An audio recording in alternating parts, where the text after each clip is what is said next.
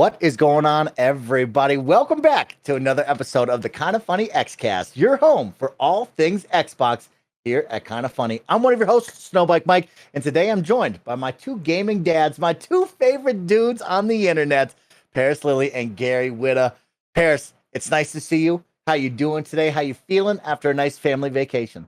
Oh, I'm fantastic. Thank you for asking. Vacation was good, and it just dawned on me. This is the first time all three of us have been together. Probably it feels like since like the beginning of May or something, right? It definitely wasn't in June at all.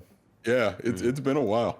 It has been quite some time, and it's one of those I was really excited because we've moved the recording date once again to accommodate me this time. And I was like, man, I don't know if I'm going to get half of them or none of them. And you both were like, hey, we're going to be there. And I was like, yes, I'm so excited to sit down and talk with you both again, which is great. So, Parris, great to have you. Can't wait to talk about video games with you. Yeah, May 22nd was the last time. Oh, wow. Yeah. Wow. Oh, my.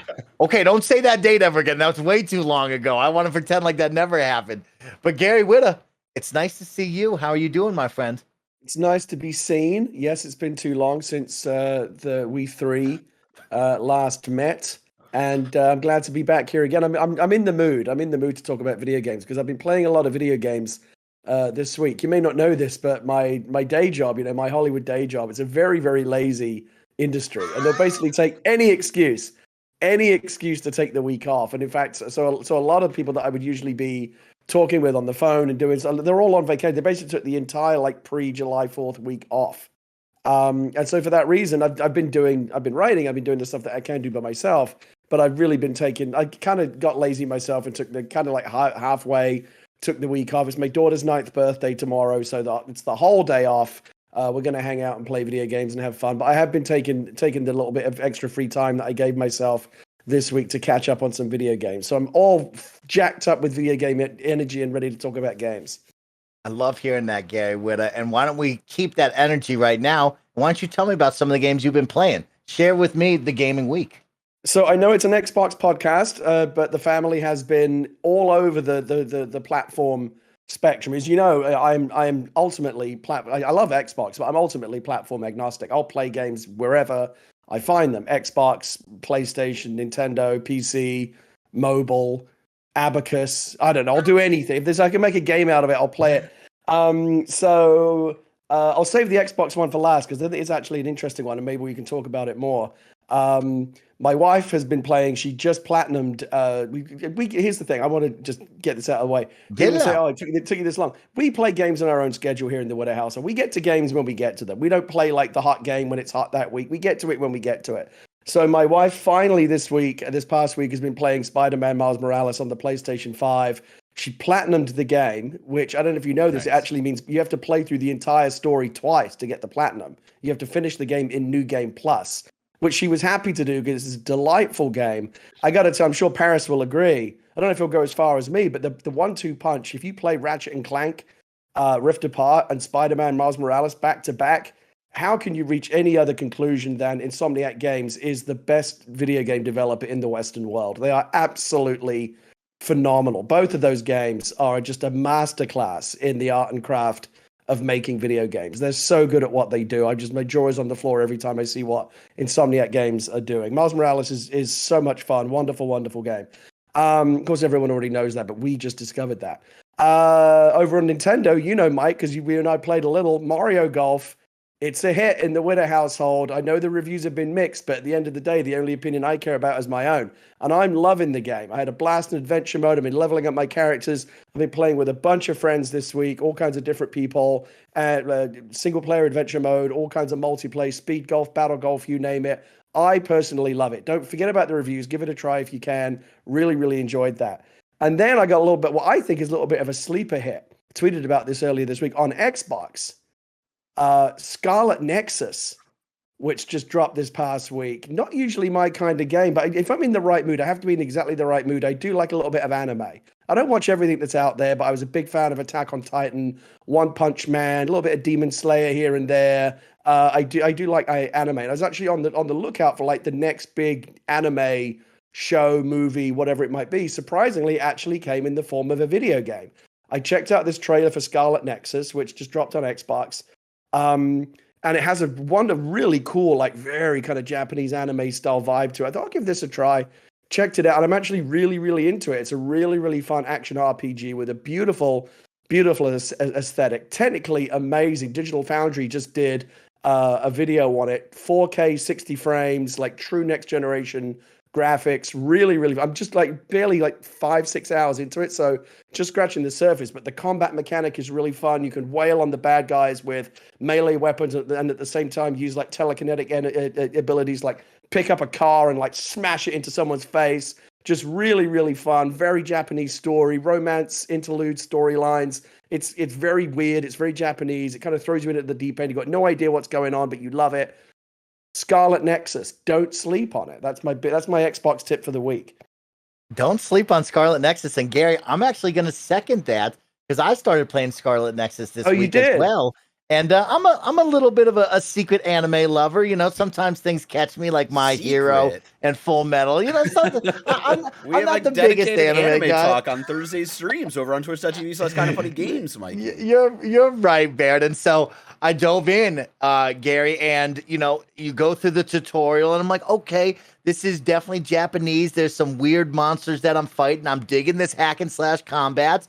And when they hit me with the anime cartoony intro, right, Gary, it felt like I was watching the anime TV show. It's like, okay, you got me, and I haven't stopped thinking about it since. And it's a lot of fun. I really like that combat system. I love the combo call-ins of your teammates that you have, right? And now I'm going to bond with them, and we're going to build a little bit deeper bond for some better moves. I'm really, really excited to play more of this. And to hear you were playing it, Gary, brought a smile to my face because I didn't think that you would try this one. I didn't know if you would go for it. No, I didn't think. I kind of surprised myself that I was in the mood for like the next. I've been poking around on the Crunchyroll and Netflix looking for the next anime thing to kind of get into, my next anime obsession, whatever it would be. And it came in the form of a video game. Who knew? But you're right. The opening sequence looks exactly like the opening sequence to a big anime show. It feels like a TV show. And to your point, Mike, what I think is really clever is that essential gameplay dynamic. It's kind of like Pacific Rim, right, where you and your partner are kind of neurally connected, and you're kind of harnessing the powers of like two brains together. There's kind of a neural link. And so what you can do is when you're fighting with your buddy, you can borrow whatever power you've got that they might have. You can borrow it briefly. But what's cool about that is your ability to borrow the powers of others depends on your relationship status with them. So you actually kind of have to go do the romance storylines, because as you strengthen your connection with these characters through the romance, that enhances your ability to kind of borrow their telekinetic powers in the next battle. So it's a really, really cool fusion of gameplay, narrative. I'm loving it. I'm barely scratching the surface, but a lot of people are really enjoying it. Yeah, it reminds me a little bit of Persona, a little bit, Gary. I was just going to say that. Yeah, it has a Persona vibe. In fact, it has a similar kind of red, white, and black color scheme to it, right? It almost has a similar color palette. Barrett, I think you'd really enjoy it, actually.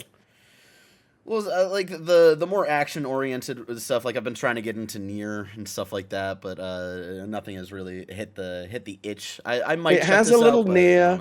It has a little Persona vibe to it. It's not turn based. It's all real time combat. But it's a lot of fun, and it was one of these games that kind of comes out of nowhere. I don't know if they've done a lot of marketing. I don't feel like it's one of the. It's what sometimes games come out and they make a lot of noise. Sometimes games come out and they don't. Maybe it's because it's very Japanese. It's not for everyone's taste. The Western market. Maybe not everyone's going to buy into it. But I gave it a try, and I really, really loved it. Here's the thing: it's not on Game Pass, and I've noticed we talk about how when games are on Game Pass, you're more likely to kind of take it for a spin because. What's the worst? You uninstall it if you don't like it. Maybe, you wasted an hour in a game you didn't like, but at least you're not out $60. What I've discovered is that Game Pass, as great as it is, and I don't know if we're going to talk about it, there's this whole thing where like Game Pass became like a meme on social media. Oh, we're going to talk about that. Week. I know Parris was wading into those. He's part of it. Oh, yeah. He could not get enough of it. It's almost credit. I'm now weirdly biased against games that aren't on Game Pass. I'm like, oh, this looks interesting. Wait, it's not on Game Pass? You mean I've actually got to splash the cash on this one? What the hell? Like, Game Pass has spoiled us so much that it's almost kind of like, I always think about this in terms of like the mobile like the 99-cent app economy kind of created this really kind of twisted sense of value in our brains where, you know, you look at an app on your iPhone or your Android phone and think, oh, this looks like a cool game. Wait, $1.99? That's a bit pricey. What the hell? $1.99 is less than a cup of coffee at Starbucks. But like for some reason now we consider that expensive for like a mobile game. I wonder if there might be a Game Pass effect now happening where as more and more people get Game Pass and more AAA titles come to Game Pass, we are so used to games now, everything just being bundled into the service that and there's still many games that aren't on Game Pass. When one comes along like Scarlet Nexus, oh, interesting. I hope it's on Game Pass. Oh, it's not. Like you feel that disappointment.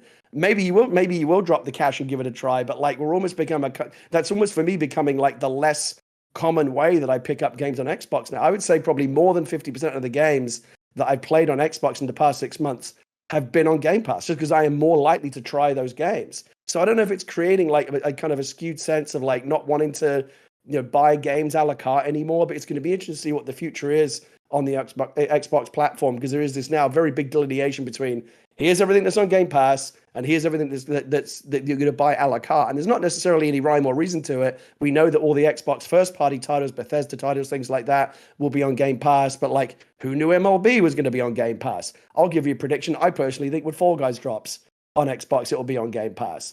But you just never know, because they're doing all these different deals and you just don't know what's going to happen in terms of the choices that individual developers and publishers make. But there is this bifurcation between Game Pass and not Game Pass. And I'll be interested to see, again, how that changes the perception of the Xbox audience in terms of the games they get as part of their subscription and the games they have to drop $60-$70 on. Parris, he's sounding like a Game Pass ad. I mean, he's all up in my mind right now. He's out here, he's cheerleading the service, he's talking about this and that. It's almost as if Sunday, if I have flashbacks to start my week, all of a sudden Twitter had this movement and Game Pass was all of a sudden trending about maybe how great it was and what an awesome service it was. Parris, I know you at the forefront, and I want to first off, of course, hear about the games you've been playing, but what the heck happened on Sunday? How did my Twitter mentions blow up on that? What happened there? You know, it's funny. I was actually going to do the meme when Gary finished, and I go, nah, I'm not going to do it. It's played out. No, I'll do it. We'll do it.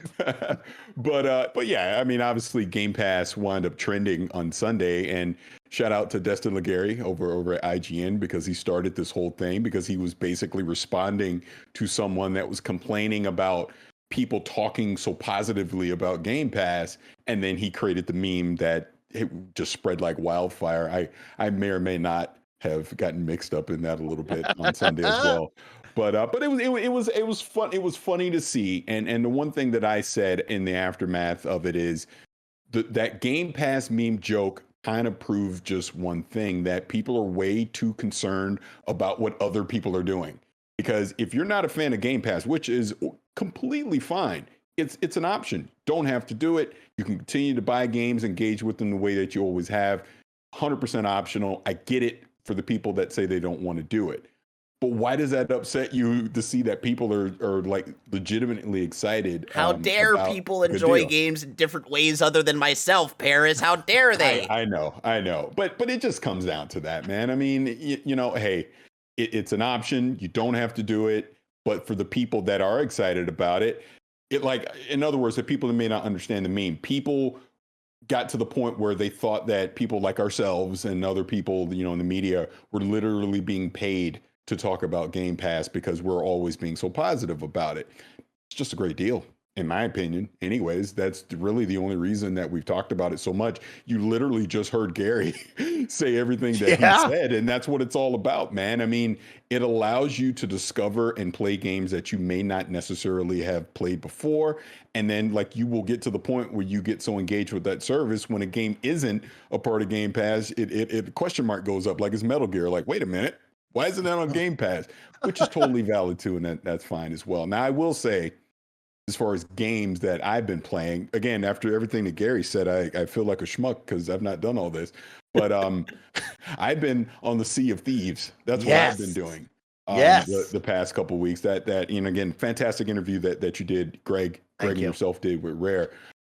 Yeah, I mean, that Pirates Life DLC is fantastic. It's funny, again, going back to when I did the Xbox reveal, and I remember I was reading I was going through the script and I saw that was one of the things in there, and I go, because it never crossed my mind until I actually read it at that point. I go, oh my God, this is brilliant.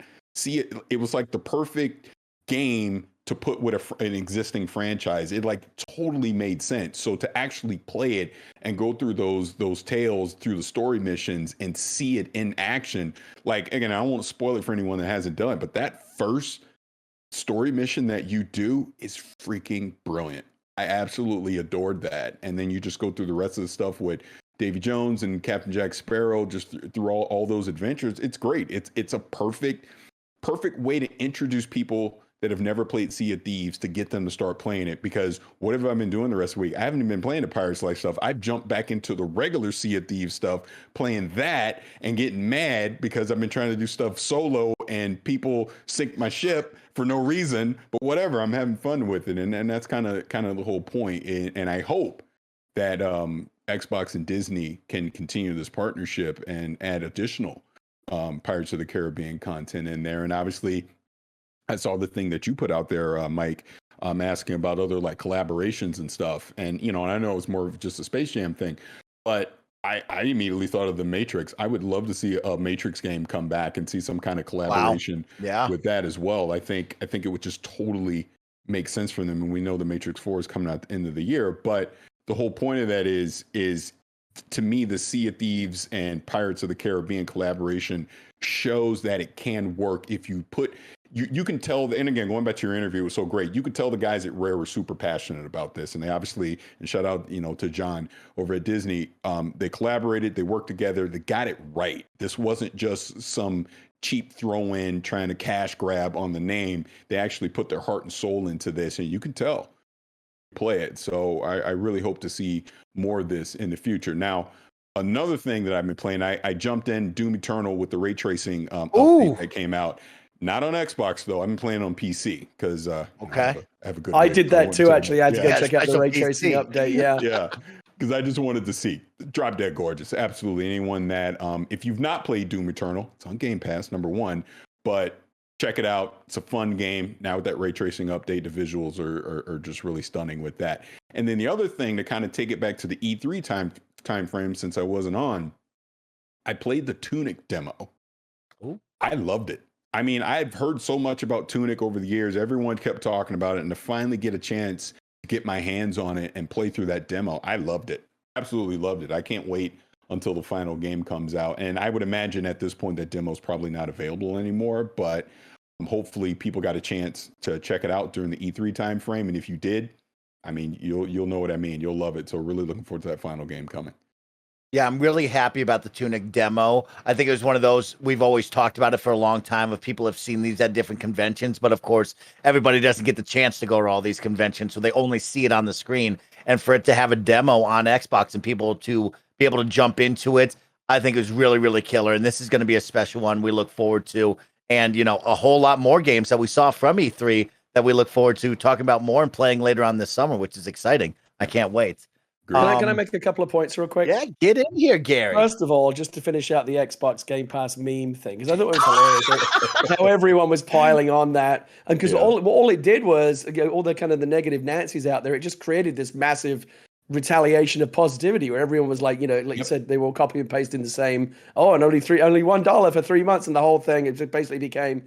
I mean, the Xbox marketing people must have been absolutely loving it. You can't buy that kind of marketing. It was absolutely brilliant for them. But it all seemed to happen organically. And I was baffled by it at first because, we're all big fans of Game Pass around here. We don't see too many negatives, having looked at it, up from every direction. But then when you think about the nature of the internet, it's really not that surprising. Barrett said it best. You can't. As soon as you start having too much of a good time, there's someone knocking on your door. It's like the annoying neighbor from across the hall banging on your door when you're having a party. The music's too loud. You kids in there are having too much fun. You got to knock it off.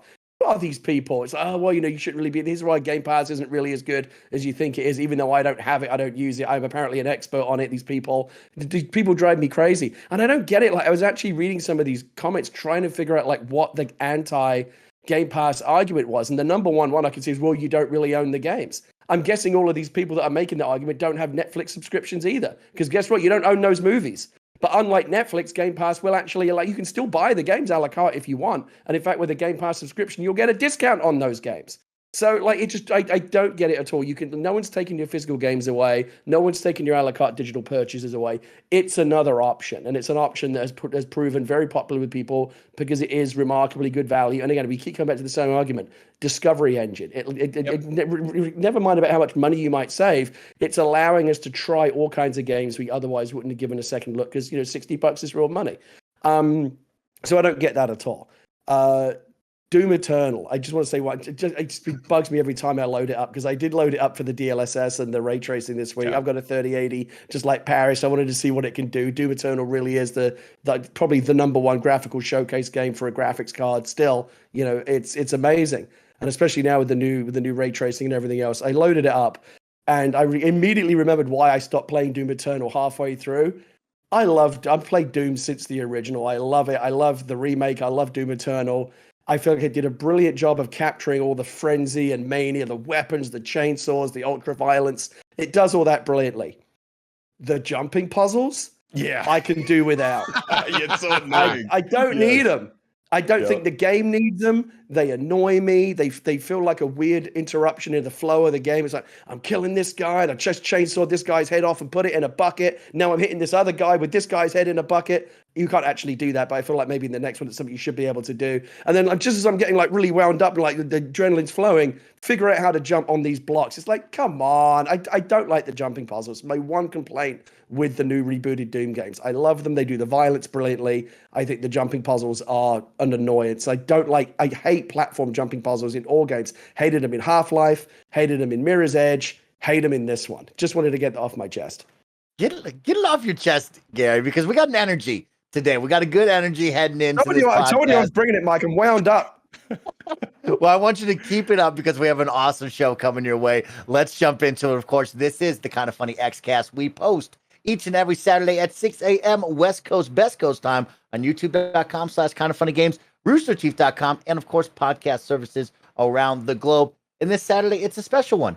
Happy Canada Day to all of our best friends up north, and happy 4th of July to all of our best friends here in the States. Of course, a fun holiday weekend coming your way. Be safe, have fun, and play a bunch of games. Remember to please subscribe to youtube.com/kindoffunnygames. Like the video, leave us a comment. Let us know what you've been playing lately. Are you on the Scarlet Nexus heist? Are you jumping into the latest update on Doom Eternal? Or are you just setting sail with all of your friends in Sea of Thieves? Thank you to our Patreon producers for the month of July. Marcus Stanford, Tyler Ross, Julian the Gluten-Free Gaming, James Hastings, Casey Andrew, and Elliot. Of course, this week, the Kind of Funny Xcast is sponsored by Upstart, Credit Karma, and Freshly, but we'll tell you all about that in a little bit. Guys, let's jump in because last week we heard some rumors. We saw some people reporting, hey, looks like my Project xCloud is getting a little boost. Maybe I'm running off that Series X hardware they talked about. And of course, this week it is official now, the Xbox Cloud Gaming. I like to call it xCloud, but Xbox Cloud Gaming is the right term for it, has now upgraded to Xbox Series X hardware that players will see the benefits of with, of course, load times and increased frame rates. 22 countries around the globe, and now Xbox Game Pass Ultimate members will be able to play on Windows 10 PCs and Apple devices, phones and tablets via the browser.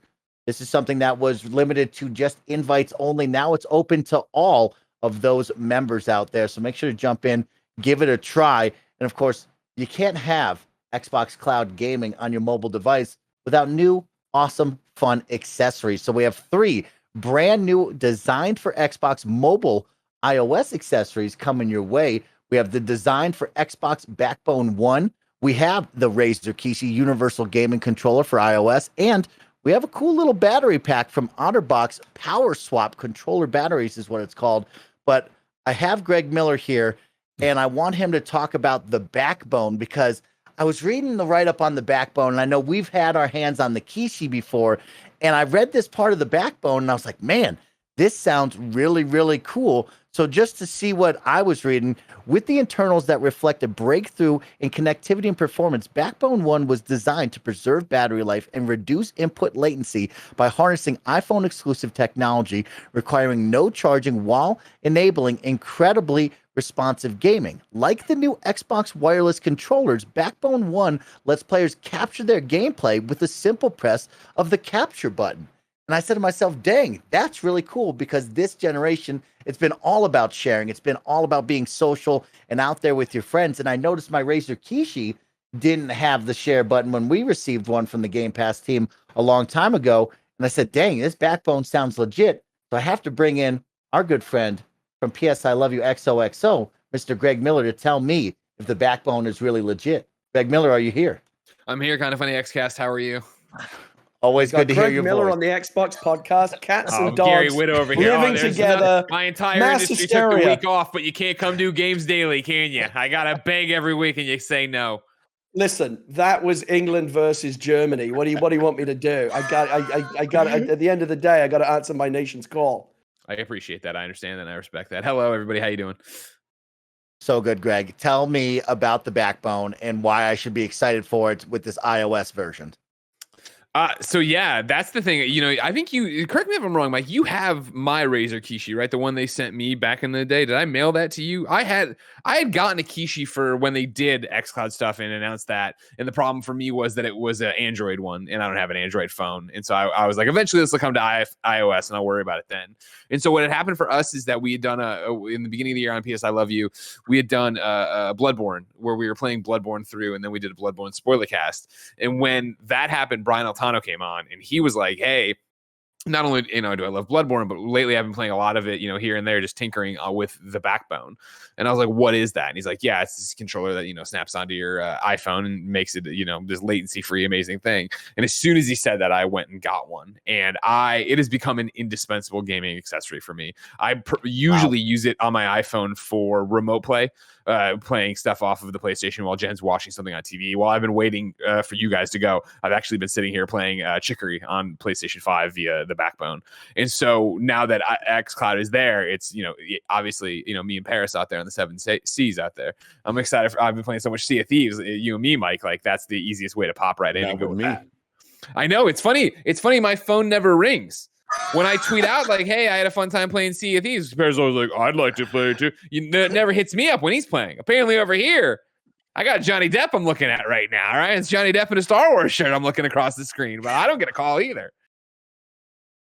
Well, we need to fix that because I want to play Sea of Thieves with you. I want to get 100%. So I still, as you know, I tried to play with you guys the other night, and I had a weird capture card issue. I do now. I have it figured out every which way now. I've got it installed here on the PC. I've got the Xbox version now running correctly. The next time you want to get all four of us going on the high seas, I am ready. This time I am fully ready. Perfect. Yo ho, is that what they use? That's yo ho. That's right. Yeah. See, you see, I've already got all the lingo. I know. Yes. You're definitely ready for it. Like You're definitely ready for it. Yeah.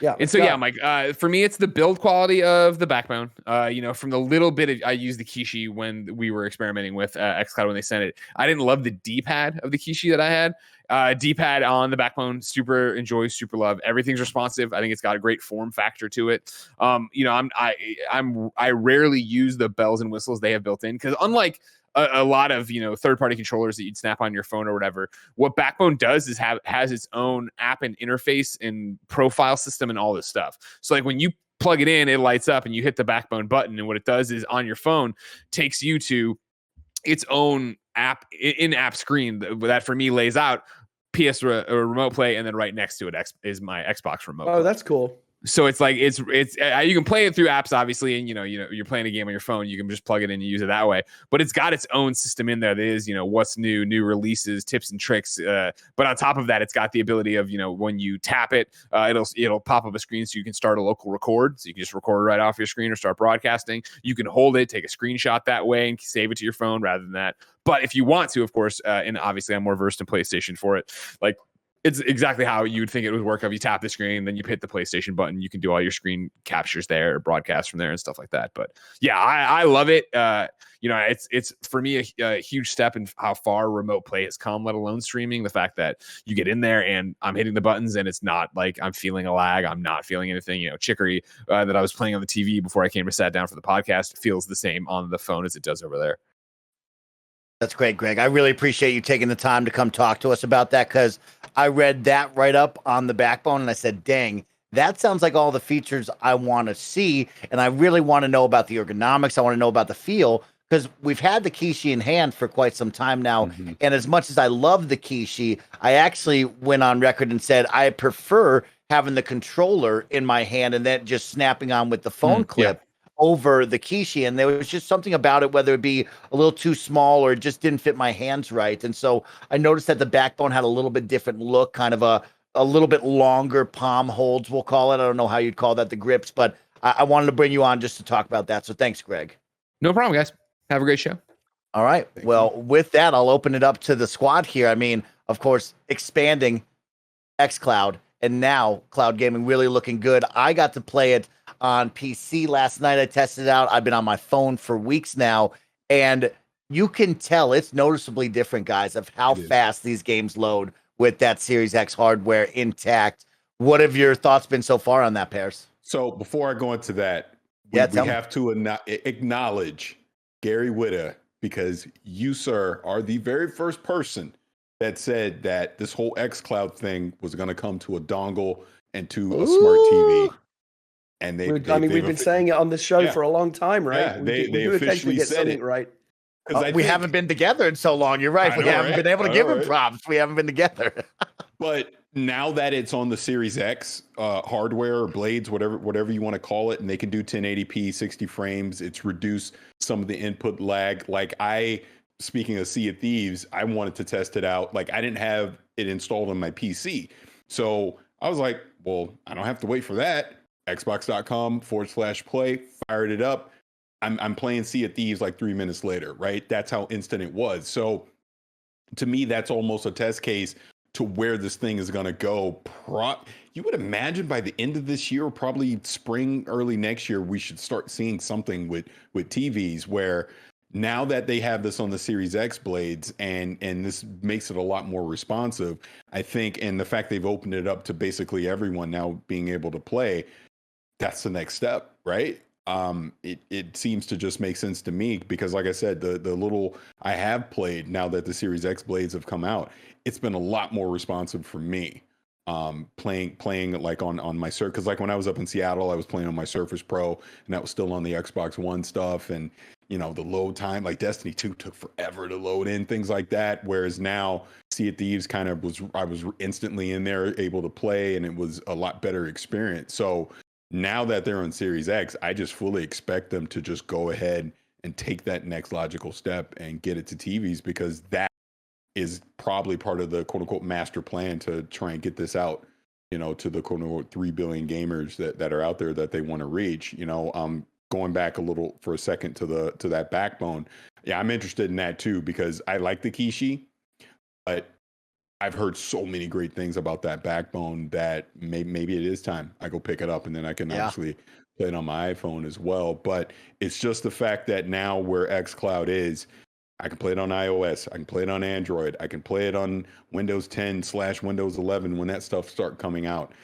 They're going to make a dongle. They're going to put it on a TV app. They're bringing it everywhere, wherever you are. I think part of what would be the next logical step once it comes to TVs is obviously they want to make this thing as global as they possibly can, getting it into countries like a continent like Africa, right? Where third world countries that are there that have a mobile presence, right? But they may not necessarily have consoles and the infrastructure, in the home, but they have these mobile devices and they obviously have the cell connections. If the cellular connections, as 5G starts to expand, they're obviously going to want to try and push into those areas more as well, because that's how you get more people playing games. And if xCloud, not that it's going to replace console gaming, obviously, but if it's playable enough, that's how you get more people on board, if you have the bandwidth in place and obviously getting it to as many devices as possible. Yeah, it's really excited to see where we were, Parris, to where we are today, and then where we're gonna be, right? You can see the roadmap, it's logical, it's feasible, and it's definitely gonna happen. There is no ifs, ands, or buts. That's gonna be the next move, and it's really exciting to check that out and take a look. And yeah, the load times for me were noticeably different. I could tell on Halo Master Chief Collection, Forza Horizon, I played all that on my Windows 10 PC, and it was just instant, as opposed to weeks ago, like you said, where it felt like you could feel the slowdown, especially being on this Series X hardware at home. you could just feel how long that load time was. And the response time is still a little laggy for me. I think it's just one of those of like being up here in the mountains. I don't have the best of best internets. I think you go down to San Francisco at the big hub, you're going to have that gigabit internet. You're going to see that kind of response time reduce a little bit. But for me, I could tell the shots weren't precise and as quick as I wanted them to be on Halo. The response time of moving the steering wheel left to right over in Forza was definitely a little bit slowed down. And we made the joke of like, oh, that's just my response time as I banged into walls and tried to return it all. But it is a viable option, right? It is not taking over your hardware in any way, shape, or form, like Phil said. But for me to be able to jump in without installing a 100 gig update for Master Chief or 64 gigs for Forza and just play right away was really, really cool. And to be able to play with friends in an instant, right? Like everything is still there. The window hub is there to party up with people, to go party chat. It's really, really cool. One thing I did notice, Parris and Gary, was no mouse and keyboard support right now. I tried to jump in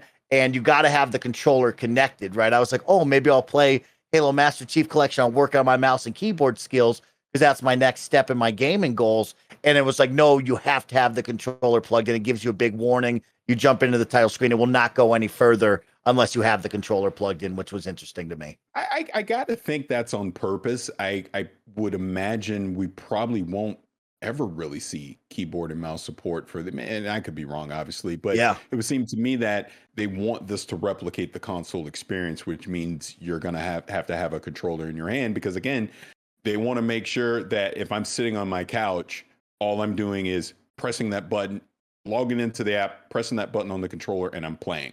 Or obviously you're connecting a backbone to it if you're on a mobile device or something like that versus drag. Because if I have to drag out a mouse and keyboard, the assumption would be, well, I understand there's going to be low power. You know what? I'm an idiot. Maybe they will do it because as I'm thinking about it real time. You're like, wait up a second. yeah, because as I'm thinking about it, actually, you kind of would want mouse and keyboard support for a game like Age of Empires 4, right? I may be on a low-powered PC that can't necessarily play Age of Empires 4 the way that I would expect it to, right? Because I just simply don't have the right PC hardware for it to play it, at a high resolution and frames and all that. But that shouldn't stop me from going to Xbox.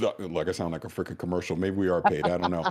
But that shouldn't stop me from going to xCloud and being able to fire up Age of Empires 4 and still play it the way it's intended with a mouse and keyboard. So like I'm literally talking about this real time. I'm like, no, actually there's games that will be on xCloud that you're going to want a mouse and keyboard for. So maybe that's just the case. If it's a game that is going to take advantage of a mouse and keyboard, you make that an option. If it's a shooter like Halo or something like that, maybe you don't. I don't know. I'm an idiot. I'm talking through it real time. So I'm just going to default and say it'll eventually come someday. Maybe, right? I hope, I guess. Yeah, it's just one of those. I'm on PC and I understand right now it's like, hey, you have to have the controller, but it's like, well, shucks, I'm on PC, right? And I think of it like, what if I was at work or at school and I had that break time and that's all I had? And it's like, well, I can play them anyway. So it was something that I noticed and I thought about.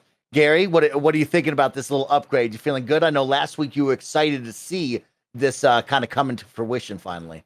Yeah, I'll be completely honest with you. I've actually not done a whole ton of cloud-based gaming. I tried it when it first came out, and I did try it again recently when they announced the upgrade to the Series X performance.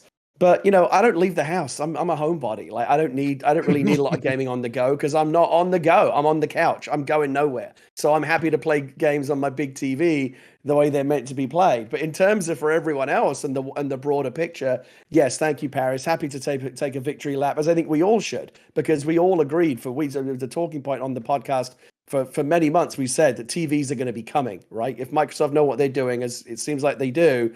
The next time you go to Best Buy or Walmart or Target and look at all the TVs on the wall, all those TVs have that little line of stickers at the bottom showing all the baked-in smart services, Netflix, Hulu, Amazon, Spotify, Disney Plus. You're going to see that green square, Game Pass, cloud gaming, whatever. And the TV's probably going to ship with a month or 3 months of Game Pass baked into. It'll probably give you a digital code. And because they know, right, that if you try it, you'll probably stick around because, as we all agree, almost all of us, it seems. It's a pretty good deal.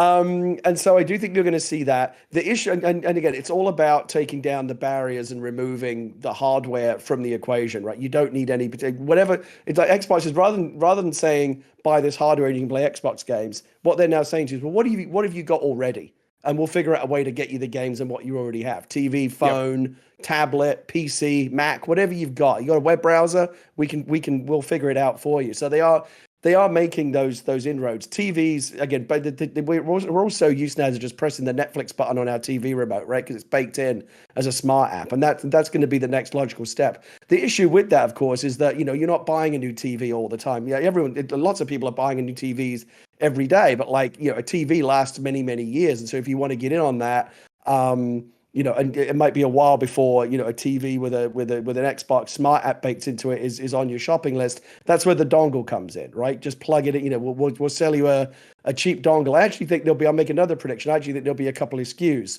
on the Xbox Cloud dongle. I think there'll just be a little thumbstick by itself, maybe $50, and I think there'll be like $100 SKU that'll be the thumbstick and the controller. For people that don't already have the controller, there's be a lot of people out there, right, that already have are in the Xbox ecosystem. They've got the controller. They don't need to buy another one. They'll just use it with whatever cloud hardware they choose, smart TV, phone, whatever. But for people that have no hardware at all, it makes sense to offer a bundle again, kind of like what they did with the Stadia Founders Bundle, where you got a controller and the Chromecast dongle. So that makes a lot of sense to me. So I think we'll see all this happening. Whether or not how quickly we'll see this, my guess is we'll probably see TVs with Xbox built into them no later than like this CES in January. I think you'll start to see them roll out. Maybe earlier even than that, but I think that'll be a big feature of smart TVs at CES early next year. The dongles, who knows? In terms of phones, I think it's really interesting. I have a Razer Kishi here. I'm actually interested to check out the iPhone version of it because the one, again, for a while it only supported Android phones, and so the one that I have is for an Android phone. I'm not an Android guy. I'm an iPhone guy, like Miller. So, I'm not going to carry around a whole other phone. The whole point is I want to play it on the phone that I have right now. And I'm actually interested to check out the iPhone version of the Kishi because I like the Android version. I'm interested to check out the Backbone. It's interesting, Mike, what you said about how you actually prefer the little plastic bracket that just physically connects your existing Xbox controller to the phone, and they're connected via Bluetooth. I think that's another way to do it. I've tried both.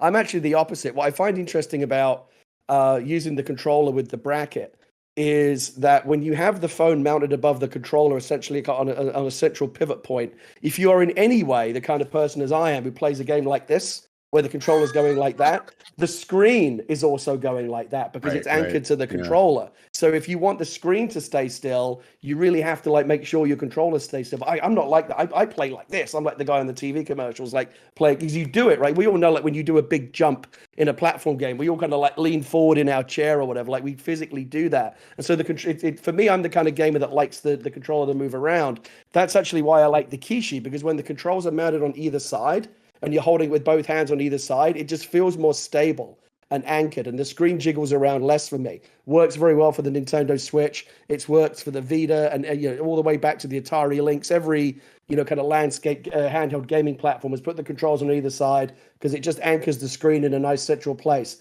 When you have the screen above the controller, I just feel like the screen kind of shifts around a little bit more.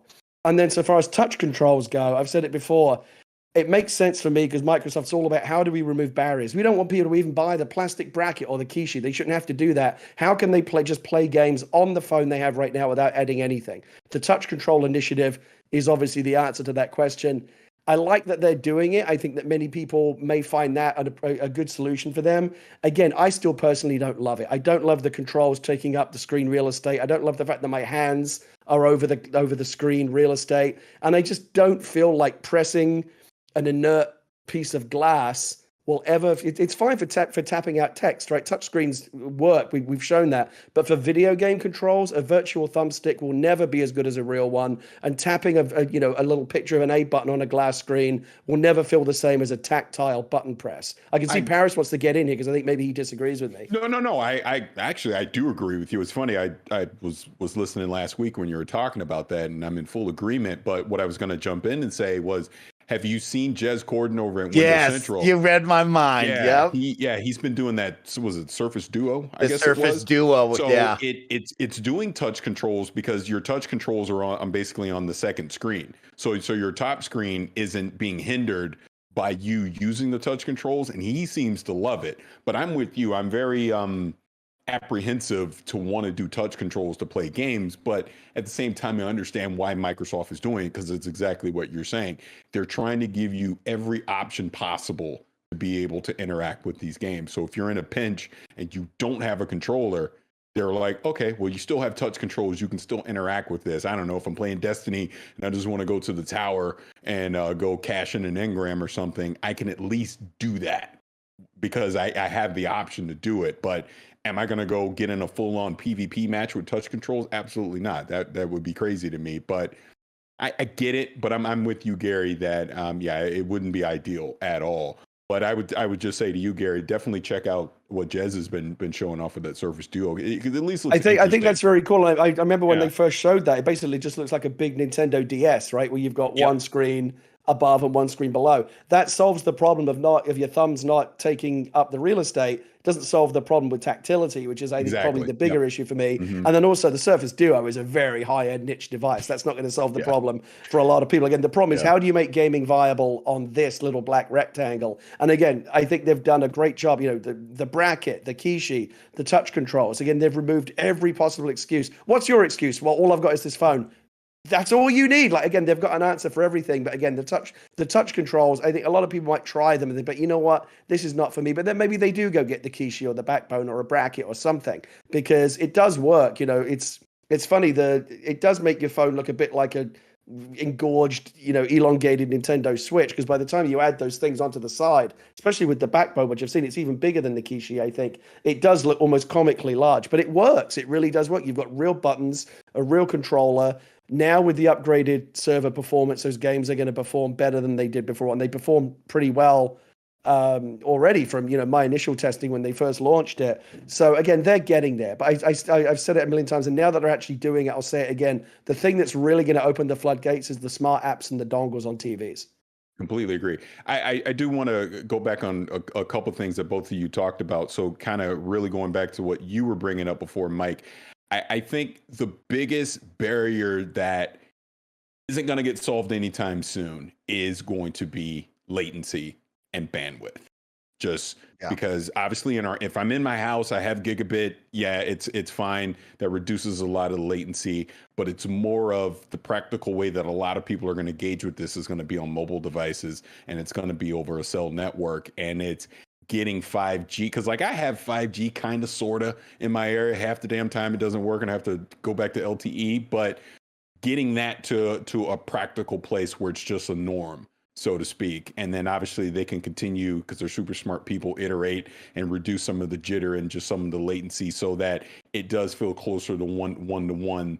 Then it'll never be truly one-to-one, obviously, but try and get as close as possible. I still think that we're looking at still probably another 5 to 7 years, maybe even closer to the 2030s before that's even realistic, right? Yeah, so it's gonna. Sorry, Parris, I didn't mean to cut you off. Go ahead. No, I was gonna say it's. I think you're right. The thing that makes me excited about what you were saying is it's literally only a matter of time. So, for example, I found a spot. I can tell you exactly where it is. There's a particular intersection in San Francisco where you can stand, and it's a very small sweet spot. But if you stand right there, you can get Verizon's ultra wideband 5G, which is the real 5G, not the bullshit 5G that like AT&T talks about, or when you see that 5G logo on most phones, that ain't real 5G. Right. The real 5G is what's called ultra wideband 5G. I ran a speed test on it. It was faster than my Wi-Fi at home, like 2-3 millisecond ping, 500-600 up and down, upload and downloads, just insane. Now, the problem is that's not rolled out anywhere yet because it's a brand new network and there's no infrastructure. But I remember a time, doesn't feel that long ago, when 3G was new and we waited for it to roll out. There's going to be a time, and you're right, Parris, our kids will probably appreciate this more than us. But when that ultra wideband is just like saturated, blanketed all over the nation and the world, that the whole idea of but the thing about cloud gaming is sometimes it stutters, sometimes it hangs because the internet's not that great when you're on the move. That's gonna go away because again, if you've experienced like real ultra wideband 5G, it's incredible, and we've just got to wait for the cell providers to build out that network. And at that point, that's the other thing where I think cloud gaming will truly, the floodgates will open in terms of really being able to real playing Overwatch, or 8-player Diablo 2 or whatever, anyway in a subway station with but with Ethernet type speeds. That's coming. It's literally only a matter of time. Completely agree. And then the second thing I was going to bring up on that, because you said it best, Gary, when you're talking about CES next year. And I'm just holding up my LG remote for people that are watching on YouTube or whatever. But I'll be shocked if you don't see a Game Pass green button on a remote by the time we get to CES next year, because that's ultimately where they're trying to go. And just to pivot on that, the other smart thing that they've talked about here in the past couple of weeks is the fact that they're basically going to bake xCloud into consoles and even Windows 11 into that Xbox app. So I think, a year from now, when Starfield is out, I still have the original microwave Xbox One. You technically could play Starfield on that. And that's the point, that they're going to, even these next gen games that are only quote unquote Series X enabled and can't play on the old Xbox hardware, you still will have an avenue to interact with that game via xCloud, even on that old device, on the same TV you have, the whole thing. You don't have to buy anything new. You just, as long as you have a broadband connection, you can still go play that game. Will it obviously be in 4K and all the whiz bang boom ray tracing stuff? Probably not, but you can still play it. And what a great way to redeem the Xbox One generation. We talked a long time about the Xbox One was kind of a misfire for Xbox. We struggled to think of too many happy memories of the Xbox One generation, and rightly so. It was a bit of a dud. But that was actually something we've barely talked about on the podcast, at least not when I've been here. And I think that's another big one, is not just TVs, not just phones, but hey, maybe you've got an older Xbox that you're still playing, or it's in the closet. Drag it out, because guess what? Plug an Ethernet cable into that thing. Or if you've got any kind of decent internet connection, your clunky old Xbox One is now essentially a Series X. That's incredible. It is. Yeah, it is. And that's the future thinking about all this stuff. And look, I'm gonna bring all this way back full circle to bringing in Game Pass in it, and the silly meme that happened on Sunday. That's why that meme exists, and that's why it actually is true in that way. No, we're not being paid to say all this stuff. If you look to the future and you see what we're doing, like I said, 5-7 years from now, they're laying the building blocks for all that stuff right now. So like you said, Gary, we may not be able to truly appreciate it today, but our kids are going to be able to appreciate it tomorrow. And you have to start at some point laying the foundation for all of it. And that's literally what they're doing. So all this stuff that we're talking about isn't Buck Rogers fantasy. It's going to happen. We're seeing it happening real time. And it just has to get to a mature state to when it's just a norm, and not just a concept or, a cool novelty thing that we're doing. We're going to get to a point where it doesn't matter what device you have. If it is internet connected and has Bluetooth on it, you're going to be able to connect a controller to it. It's going to connect to the internet. And you can play any damn game you want. That's crazy. It's crazy. I'm actually going to be really interested to see what that dongle looks like. We talked about the dongle, like the stick. Because there's different ways to think about what that's going to look like. Because we've seen all these, the Amazon has that Fire Stick, right? The Roku has a stick. Google has the Chromecast, which weirdly kind of dangles on the little HDMI, cable out the back of your HDMI port or whatever. But I think, and it could be any of those things. Another way to look at it, it could be like a little itty bitty cloud only Xbox. Imagine the form factor of an Apple TV, right? That just sits under your TV, and it just looks like a little tiny little shrunk down Xbox. But it doesn't really have any GPU or anything in it. All it is a streaming box. But that's all it needs to be, right? That's the whole thing we talked about, removing the need for the processing power and the horsepower, and just let it stream. I think there's a good chance that it might just look like a teeny tiny little hockey puck Xbox. And It's it does similar to the Apple Netflix. TV form Yeah. factor. And it does xCloud, Netflix, Disney Plus, Hulu, and all the rest of that stuff. Yeah, it'll do all. Yeah, just like your everything. Xbox does, right? It's all baked. It's all baked into your Xbox front end. So again, I think next year, once these hardware solutions and again the barriers are coming down, we've seen the roadmap for how they're gonna do it. I think next year is the year where they actually do it with the TVs, with the dongle or the mini Xbox, whatever you want to call it. And that's when I think the lid's really going to come off. Because again, I guarantee you all of these TVs are going to ship with, my guess is a minimum 3 months of Game Pass is going to get thrown in just to get you started. What did the meme say? And you can get 3 months of Game Pass For $1. I'll let them know for $1. Oh my gosh, too much fun. Good stuff right there, and really, really cool stuff. So make sure to go give it a try. Go check out the nice little upgrade coming your way, and check out those new accessories if you're playing over on the Apple products. But with that, let's take a quick moment and hear a word from our sponsors. This podcast is brought to you by Upstart. When it comes to paying off debt, it can often feel like an uphill battle. High interest rates resulting in minimum monthly payments keeps you in an endless cycle of debt. Upstart can help get you ahead. Whether it's paying off credit cards, consolidating high interest debt, or funding personal expenses, over 500,000 people have used Upstart to get a simple fixed monthly payment. Unlike other lenders, Upstart looks at more than just your credit score, like your income and employment history. This means they can offer you smarter rates with trusted partners. With a 5-minute online rate check, you can see your rate upfront for loans between $1,000 and $50,000. I've talked about it a million times, but Upstart would have helped me when I moved to SF, had to take out a personal loan a long time ago, and they did not look at my employment history. I got a bad rate. This would have been beneficial for me. Find out how Upstart can lower your monthly payments today when you go to upstart.com/kindafunny. That's all one word. That's upstart.com/kindafunny. Don't forget to use our URL to let them know we sent you. Loan amounts will be determined based on your credit, income, and certain other information provided in your loan application. Go to upstart.com/kindafunny. Our next sponsor is Credit Karma. Credit Karma has always been there to help you make better financial decisions, and now they want to help even more. Credit Karma Money is a brand new checking account where you can win cash reimbursements for making purchases. When you use your Credit Karma Money debit card, you can win daily Instant Karma purchase reimbursements on items of up to $5,000. Credit Karma Money has already given away over $3 million in Instant Karma to over 50,000 Credit Karma members and counting. Right now, visit creditkarma.com/winmoney to open your free account and start winning instant karma. Go to creditkarma.com/winmoney to sign up for free and start winning instant karma.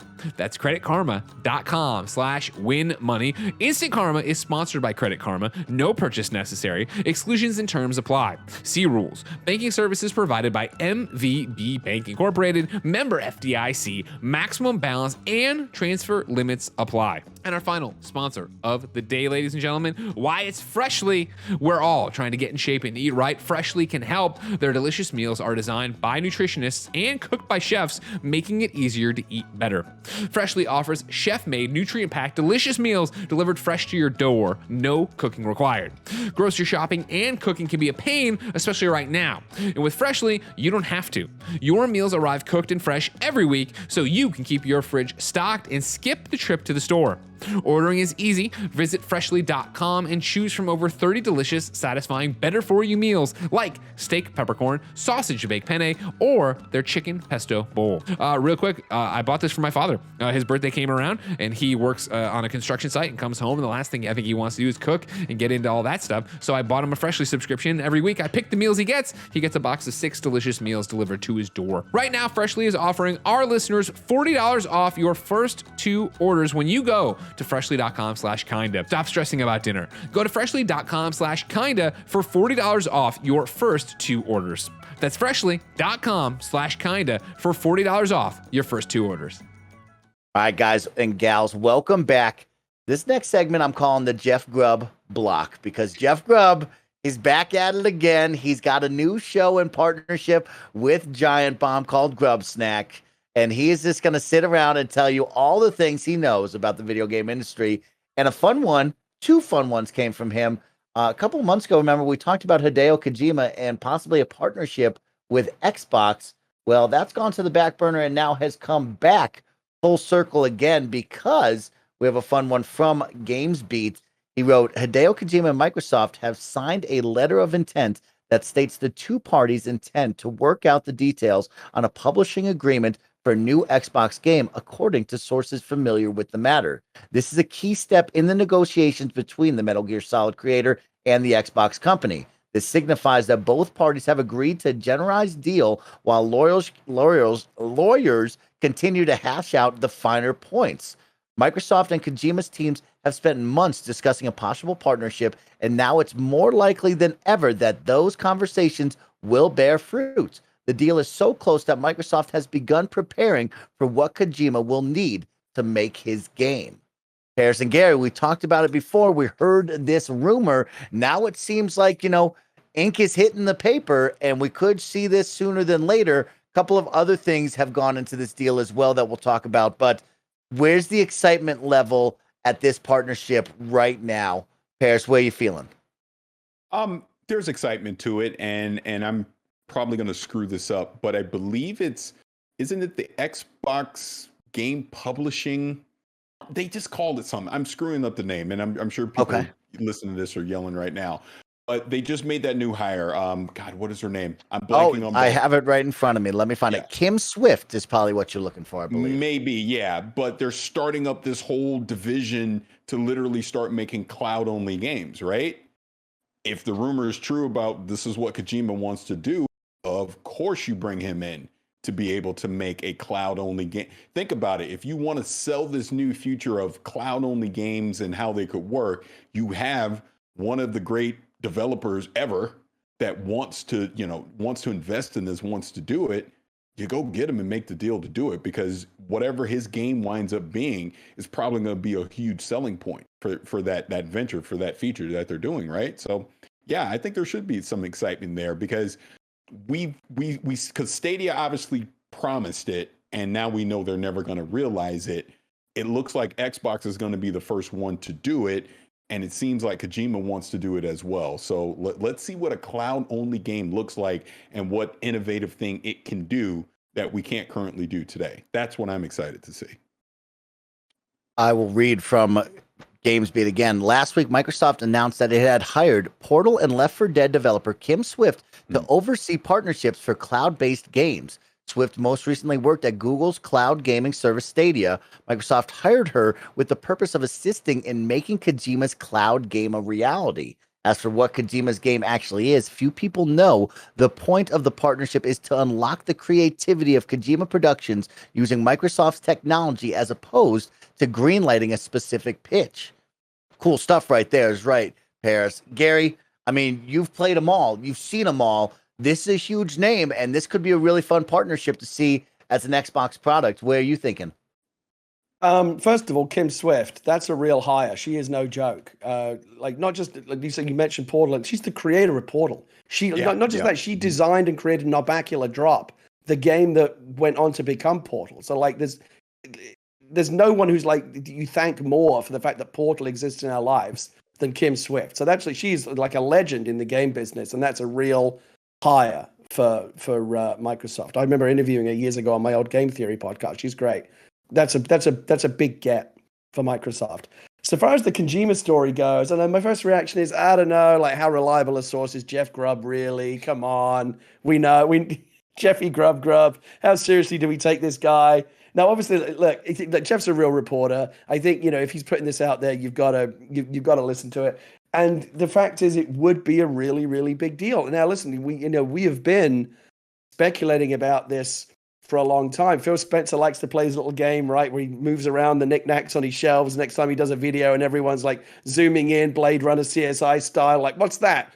What is that little thing on his desk there, or behind on his bookcases? What secret coded messages is he sending us?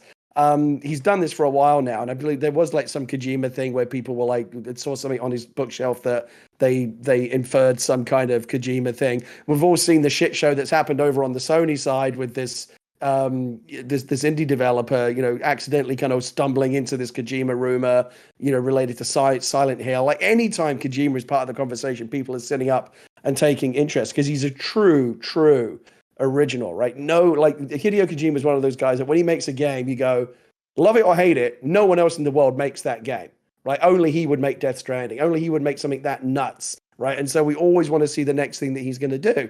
The reason why it's a particularly big get, if it happens, for Microsoft is not just because he is who he is, which is like a true titan of, the video game industry, like one of the all-time great legendary game designers. But it's also because, again, if you're into the whole narrative of Xbox versus PlayStation and the whole thing, when you think Kojima, you think PlayStation, right? Because even though the Metal Gear games that he was famous for actually started way back on the MSX and the NES, like long before Sony was even into games, it was really Metal Gear Solid that made the Metal Gear franchise a big deal. And those games have, for the longest time, been Sony exclusive. I know they have also shown up on other platforms, but when you think Metal Gear, when you think Kojima, you think Sony, right? Even Death Stranding, PC aside, it's a Sony console exclusive. So you've always kind of felt as like Kojima as like one of Sony's like key assets. So him going over to the other side is, I think, would be as big a deal and as crazy as like Insomniac or Naughty Dog going over to Xbox. It would be seismic in terms of the console war narrative that, that we all love to talk about. So potentially really exciting, regardless of what happens, regardless of like, which dog you've got in the fight. Just want to see Kojima make more games. And one thing that I think we have learned about Microsoft is that they seem to work very well with developers. One of the reasons why Kojima might be going over, I mean, he could probably get whatever deal he wants anywhere in the world. Nintendo, Sony, Xbox would probably kind of roll out the red carpet for him and agree to make a deal on pretty much his terms. I think Death Stranding was made largely on his terms, right? I mean, there's no way Sony had any say in what that game was creatively. They never would have allowed that madness from anyone else. Only Kojima could get away with that.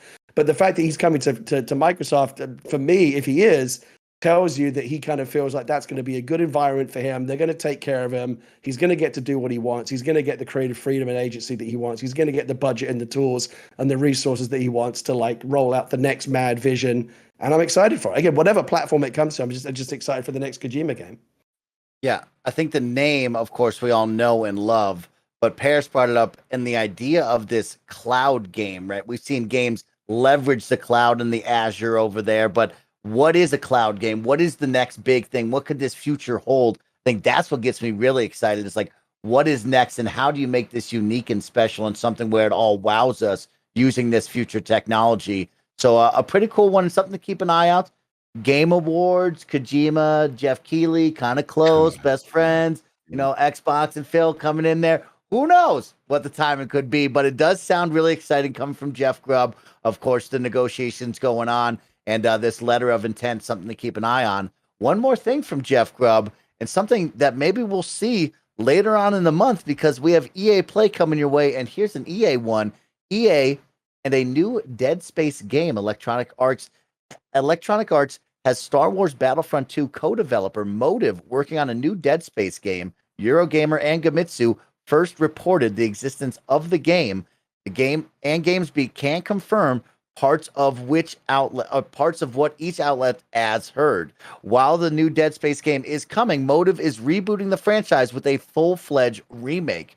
For its Dead Space game, Motive is taking notes from Capcom's recent Resident Evil remakes, like Resident Evil 2 Remake, except the next Dead Space to use the original game as a strong foundation, but should also have modern visuals.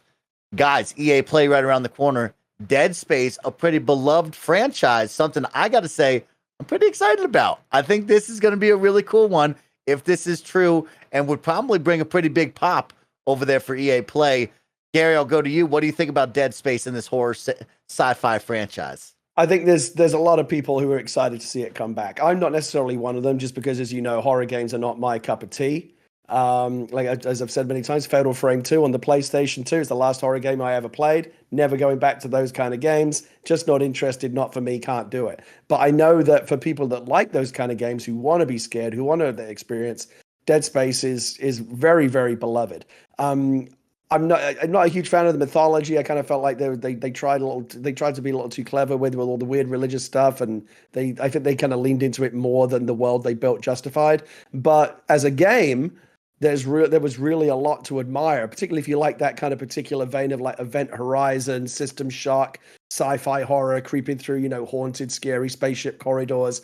Did that very, very well. One thing I do remember about the original Dead Space I thought was really clever was, remember how they stripped away all the HUD elements? They didn't want you to feel like you were playing a video game. So, the player character's health was like actually visually represented as part of the suit you were wearing, rather than it being just like, an icon or, a percentage number on screen or whatever. So it kind of, again, removing those barriers between, taking away everything that reminded you were playing a video game and just put you in the moment. I think Dead Space did a lot of things right.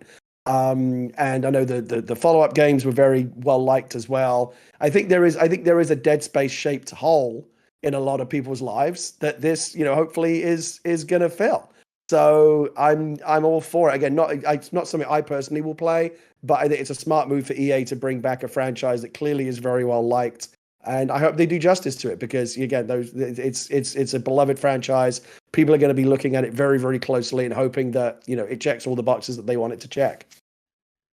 Yeah, it's really exciting to me because I think we always talk about what are these teams bringing to these presentations to give you that wow factor, that surprise. And we have talked about Ubisoft and bringing back Splinter Cell, and every single year we kind of get disappointed we don't see it. I think Dead Cell over on the EA side, or Dead Space, my apologies, is one of those where it's going to get a big pop and a really good reaction here if this is true.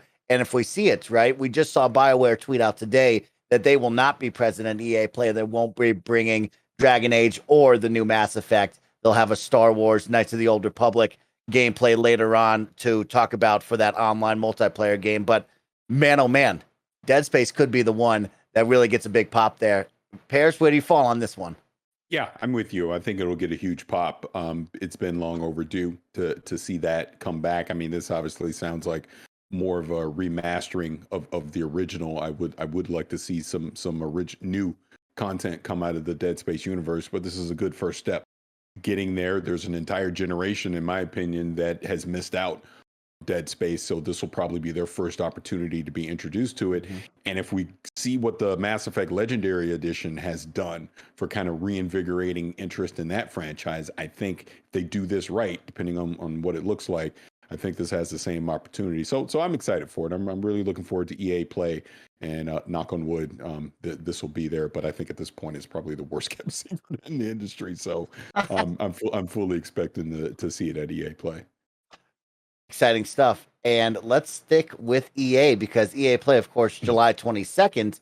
But it sounds like we're going to get a month of EA stuff, because EA just announced 4 special EA Play live spotlight series going on throughout the month. So we'll see some really different stuff going on with this cool kind of panel situation.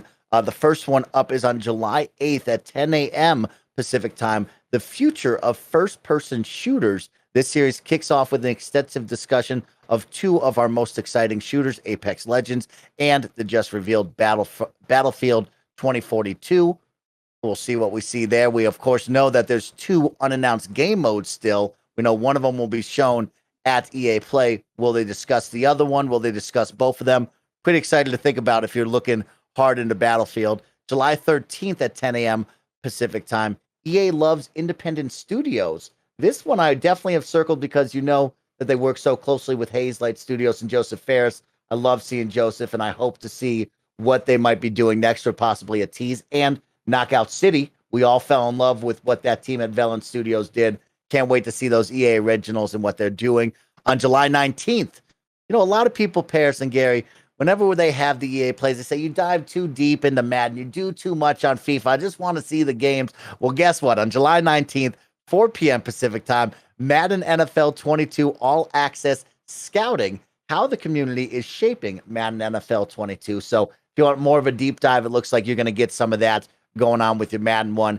But the big one, I want us to talk about, and one everybody to circle, 2 days before EA Play, July 20th at 10 a.m. Pacific time, more EA Sports. And you're probably saying to yourself, SnowBikeMike, I don't want to see more sports. You just brought that up. Well, get this. This is what they wrote on it. Look, we're not allowed to tell you much about this one yet. Sorry, but we can say this. Spotlight will highlight an extremely cool new addition to an extremely popular and long-running EA Sports franchise. We may have said too much already. Just keep your calendar free, okay? Now, guys, we've talked about EA Big. We've talked about different EA Sports, from NCAA to PGA Golf to Fight Night. I need to look at you two and say, what the heck do we think is more EA Sports on July 20th? Parris, I see the smile. I see the energy. What are you thinking? I mean, college athletes now can get paid off their likeness. That was a big deal. Is this it? It's got to be, right? It's got to be. I mean, we know NCAA is coming back. Obviously, we're seeing that college athletes can start getting paid for their likenesses and images. Why not fully just go ahead and embrace it and get people excited about it? You know, like I'm a Florida State Seminole fan, so I would love to see some of those guys get the spotlight that they deserve. And obviously, I know, boo Florida State, but whatever. But you know what I'm saying. I'm sure all the big schools, Michigan, Ohio State, Alabama, Georgia, UCLA, on down the line. I want to see some of those athletes actually get spotlighted and get the shine that they deserve in these games, instead of Joe Smith player X, but he wears the same number and does all the moves that the other guy does that we watch. You know what I mean? So I hope that's what this is. And it would make sense, because at that point, we're really only a month away from college football season kicking off. So this would be a good way to, not that the game's going to come out this year, but at least get people excited and energized by it. And then probably next year we get that NCAA game, or at least knock on wood, I hope. I could see that, Parris, right? You could see the confetti on the field. You could hear the roar of the fans, the fight song for one of the universities. You could see the Michigan Wolverines, blue and gold out there, the blue and maize, my apologies. You could see the Ohio State horseshoe, Notre Dame with all their jerseys. And yeah, I like NCAA. Nobody wants to see the Gators. Me, I want to see the Gators. We're drawing a line in the sand right here. I want to see the Gators, but I like that. And like you said, the game is far out. We already know that, right? They're still working on all that, but I think NCAA could be big. They announced that they're coming back to golf. We know that. Yeah. Parris, I'll keep on with you one more time. Basketball. I'm a huge NBA 2K guy. I've played a lot of 2K. I grew up with NBA Live, actually, was always my personal favorite. Live has had some hiccups. It's had some obstacles. It even had to press pause a couple of times. Would they dare come out with a Live, or is Live dead? Where do you fall on NBA Live, Parris? Because this is a big discussion of what they do against this titan that NBA is 2K. Live isn't dead, but when we see it again, it's got to be right. They can't. I mean, when we talk about the GOAT and all that stuff, NBA 2K is the GOAT of sports games. So that is a high bar to compare yourself to, and they know that. So if they're going to dare come back on NBA Live, if you're going to show it this year, it better be on the same level as NBA 2K, or it's just going to immediately get dismissed.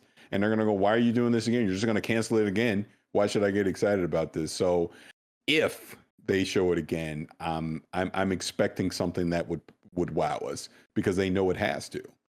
Else, don't show it. Keep working on it until you can. It's so wild to think about that franchise and where we were and where we are with that franchise and name and title and the landscape, and it's just so wild to think about. I go like the Lakers versus Celtics. That's how far back I go with NBA Live. You know what I mean? No doubt. I remember still to this day when I got my Xbox 360 on launch day, I got the arcade edition where I didn't have a hard drive on it, and I had the NBA Live with Dwayne Wade on the cover, and I had to restart every single time I plugged in the game because it wasn't saving where I was. So I love NBA Live. I hope it comes back fully and strong. Gary, I'm going to shift to you because I'm seeing a lot of extreme, extremely cool, extremely popular. When you and I think extreme, we think of SSX Tricky, right? Could they dare do this, or is it going to be in the vein of more of a sports thing? I'll get to that in a moment, because that's the real headline for me. First of all, on the more mainstream sports, I want to say a lot of the sports stuff, the EA stuff, I really only kind of engage with as an observer rather than as a fan. I'm too British to care about, NCAA or NFL. None of it makes any sense to me. As a matter of principle, I am very glad that the athletes are finally going to start getting paid. What a racket the NCAA has been running for years now, making a fortune off the back of the labor of these athletes and not paying them a penny. Absolutely outrageous. I'm glad that they're the people that actually make the product, the athletes, are finally going to be compensated for their hard work. So good for them. I'm glad that's going to happen. And if that means that the NCAA games can come back, which it seems like that's going to be the case, so much the better. I'm glad that college football fans will be able to, kind of play their favorite college team, going forward. That's going to be great. So far as the NBA thing's concerned, again, I've never really been a basketball guy. I do think the narrative has been interesting because I'm old enough to remember when NBA Live was the GOAT, right? NBA Live was where it was at, and 2K was like the plucky, the outsider trying to break into the deadlock that EA had on NBA basketball. And then NBA Live, as we all remember, you guys already touched on it, went down. It didn't just go away. Like, it burned out in the most spectacular, flame out, embarrassing crash, car crash, train wreck, call it whatever you want. As I remember, they got it. It was basically this close to shipping, right? And then at the last minute, they said, you know what, we can't ship this. It's no good. It's not shippable. What an abject failure. It was a massive embarrassment for EA.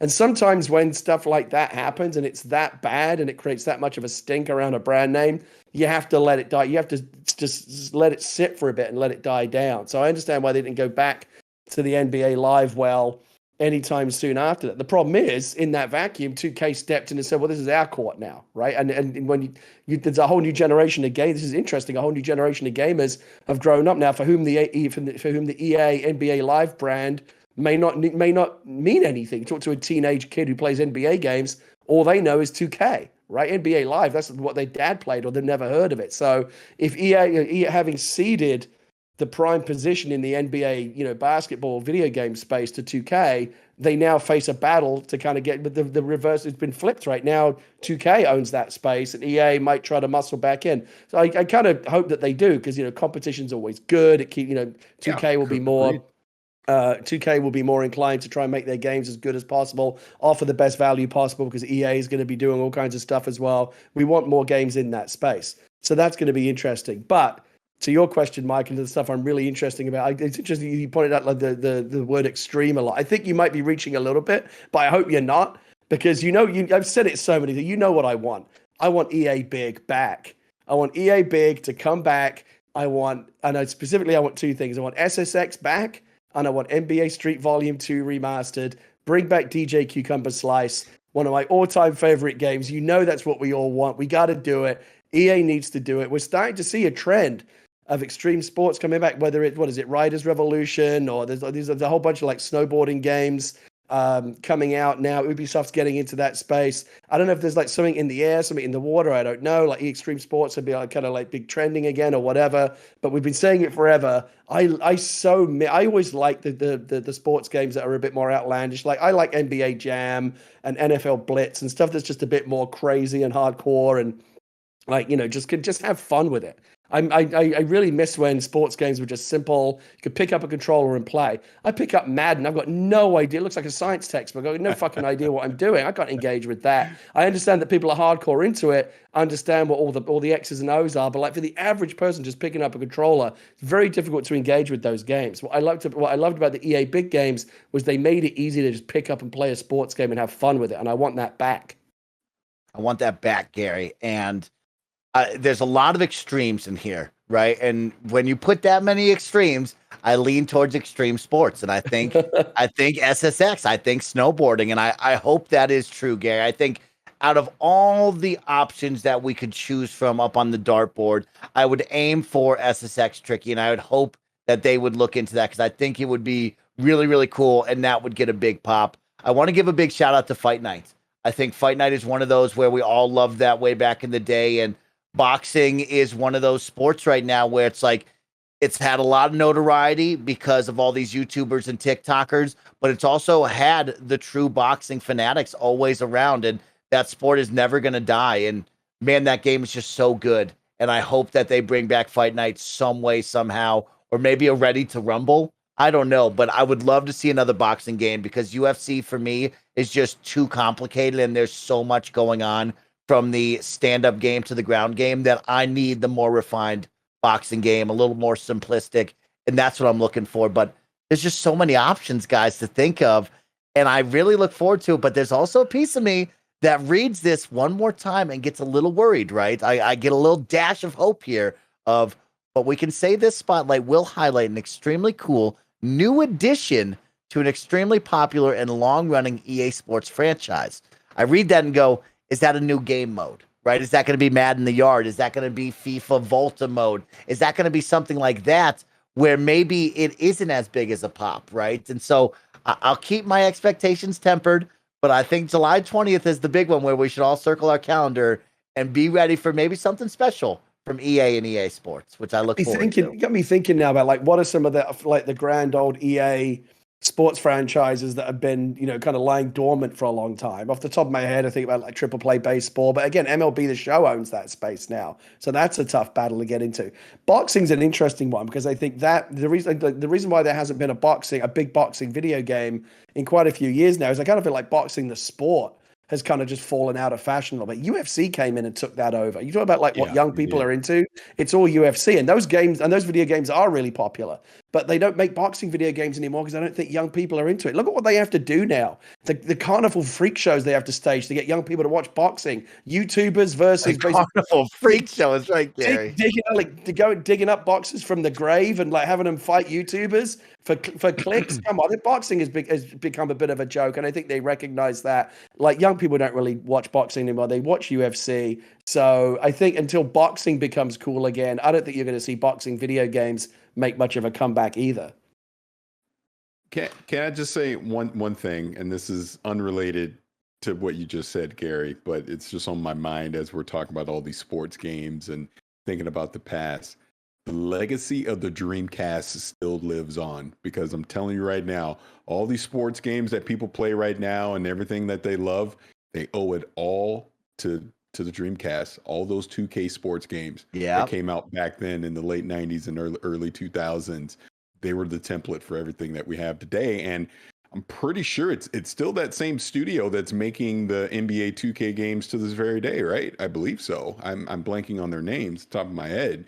But when I think about something like Madden, when we're talking more about competition, I really wish the NFL would allow 2K to jump back in and start making football games again too, because I think Madden was at its best when 2K was at its best because you had that competition. And this kind of goes to the NBA stuff. I hope Live can do something so that again it's going to push NBA 2K to be even better. And even without the official license, Pro Evolution Soccer has kept FIFA honest for years, right? Because that's big competition. Monopolies are never good for the consumer, right? Anytime one video game's like, well, there's no competition. What else? What are you going to go do? Buy the other NFL game? There ain't one. Good luck. Here's your incremental, update for Madden for another $70. Again, that's a racket as well. And EA can get away with it because there's no real competition. So I totally agree. I feel like every one of the major sports, whether it be basketball, baseball, hockey, football, soccer, UFC, there should be multiple games in those spaces. It's not good for the quality of the games that there's no real competition. I'm gonna throw a curveball for you guys really quick. Yeah. Def Jam Vendetta. Oh my God, I was literally just thinking about Def Jam Fight for NY. That's my wild card as well. I was thinking, no, don't bring it up because it doesn't really count as sports. But I literally just pulled it up. I was like, was that an EA big game? It wasn't an EA big game. It was just like EA games, back when EA games was a thing. But I would love to see the Def Jam games come back. Yeah. That's a good poll right there, Gary. It will be really exciting, and I look forward to that date and talking with you two about that, because it's something I know we've always brought up, and we look forward to reminiscing on EA big titles and all these games and what the future of sports games hold, because man, oh man, they are a juggernaut in this industry and they're not going anywhere. Let's round out the show with something fun here. Of course, last week, Gary got to show off his special Space Jam nice care package that they sent him with the 3 controllers. Well, Gary, guess what? There's one more controller coming to the mix. A 4th controller was announced today with a special edition pair of Nike LeBron 18s released exclusively on the sneaker app July 15th. So update your sneaker app. Get ready to join the mayhem. If you've never used the sneaker app before, if you've never been involved in these raffles, it's wild. It's crazy.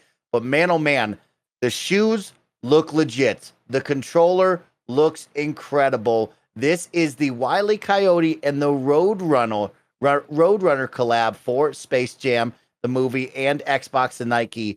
And man, oh man, guys, the shoes look great. The controller looks cool. I think I'm going to have to update my sneakers app because I kind of want this. I'm really excited about this.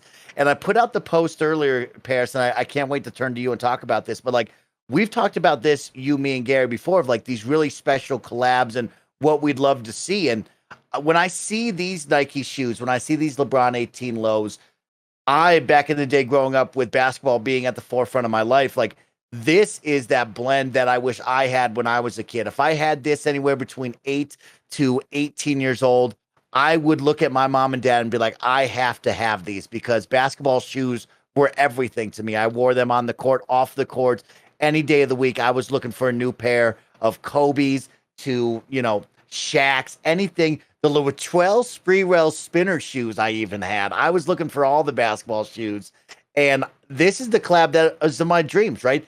Xbox and Nike coming together with LeBron and Space Jam. This is like that perfect situation that I love so much. And I put the call out. I was like, what other collabs would we love to see? And Parris, you brought up the Matrix, which I thought was really, really cool. What is you wanted a game you brought up earlier? Is that what you think, or a controller? Well, what would you really love to see? Yeah. I obviously I brought it up earlier just in the context of the game, but when you said it, no, I was thinking exactly, this type of collab, because when you think about the Matrix 4 that's coming out, obviously it just did the collab here with Space Jam, and thank you to Xbox because they sent me the controllers as well. But yeah, I would love, could you imagine a Matrix themed controller, Series X or S, and all these other accessories that are Matrix universe themed? Day one for me. Sign me up. I would love to see something like that. But seeing this with Space Jam, what they were able to do with Nike and LeBron, it's pretty dope. I would love to have that controller. So it does make you want to start thinking outside the box. What other things could they potentially do? I mean, hey, look, they seem to be pretty chummy with Disney these days. Imagine some of the MCU stuff that they could do, right? Imagine, they've already done some Star Wars things as an example. So yeah, there's a lot of different collaborations they could do with some of these known franchises out there that I think would be pretty cool. And like you said, as a kid, as a teen, I'm looking at my parents going, hey, I want this. I want to get this. Like, you want to get on the sneaker app. I'm giving you a spoiler alert, Mike. You're not going to get it, by the way. Oh, I know better, right? But you're going to try. That's the point, because you want to get it. You know what I mean? So yeah, I would love to see them do some more of these. It's the coolest, Parris. And I think the controller is such a easy thing to do, right? You bring up the MCU and it's like Black Widow. A couple of weeks from now, you could easily slap some cool Black Widow artwork on a controller. People would go wild, right? And I think that controller is just such an easy vantage point in. But then I like the idea of expanding it, right? Past the consoles, past the controllers. You have these Nike shoes, right? We think of streetwear and clothing. And like, I have that hundreds Xbox hoodie that I love so much. And I just love these collaborations. I just got the FaZe Clan and Xbox gear that's on the way to me. And I'm really excited for that. And it's like, man, oh man, when I was a kid, I always wanted to wear Xbox stuff. I wanted more Xbox stuff. And I think they've really put a good emphasis on finding that middle ground of, let's not go crazy and over the top, but let's make these fun little collaborations. Let's put out this merch that people will be excited for. And that's one thing I really value in Xbox. And you've seen it on the Xbox gear store as well. They had a great drop for Pride Month. Really, really cool gear that you can get. Xbox 20th anniversary gear. I mean, every single time I go to that website, I'm always wowed by the emphasis that team puts in on the merchandising side to make me excited about that. And as a kid, I'd want it. Still, as an adult, I want it and need it. So I love it. Gary, tell me, Parris. Yeah. Oh, I'm sorry. I didn't even mean to interrupt that, because I'm just thinking it the reverse way. What if it was a game franchise working with a Nike or some I don't know, some big fashion designer or whatever? The game I'm just thinking in the top of my head is like Psychonauts 2. Imagine taking the world of Psychonauts, bringing that to a freaking shoe, bringing that to a jacket or a hoodie or something like that. Yeah, that would be super cool. We know what they're going to do that with Halo. If there's going to be so much Halo shit out there this holiday, we're going to be sick of it because it's going to be everywhere. But I would love to see it with some other franchises as well, and collab again with some of these high profile designers. I think they could really come up with some cool concepts. Yeah, you're so right, Parris. We've seen plenty of Halo. We've seen Gears of War, right? And I like that wild card of Psychonauts and the colors that would be on that. It's really, really cool. Yeah. I can't wait for that.